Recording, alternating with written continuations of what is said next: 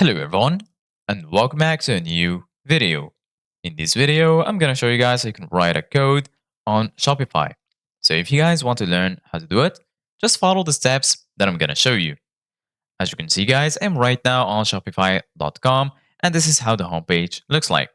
So right here in the dashboard, if you go here to the left side of your screen, here you're going to find all of these sections. So right here, you're going to find the home section, orders, products, customers, content. Here you're going to find analytics, marketing, discounts. Right here, you're going to find the sales channels, online store, and also point of sale. So go ahead and click on online store.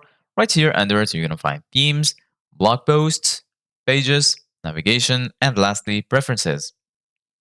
Go ahead and click on themes. And then right here, you're going to find your own website theme. And then here in the bottom, you're going to find customize. And right next to it, you're going to find these three dots. Go ahead and give it a click. Then here, you're going to find preview, rename, duplicate, download theme file, edit code, and also edit default theme content. Go ahead and click on edit code. And then once you do that, right here, you're going to be able to access the HTML code for your Shopify store.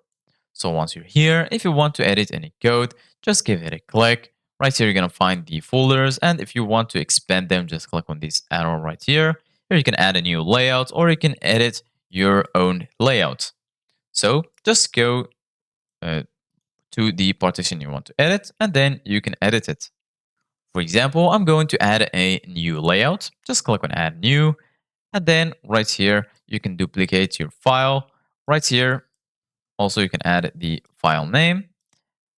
And then once you do that, just click on done.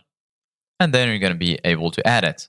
So this is it guys for today's video. Thank you guys for watching. See you guys in the next video.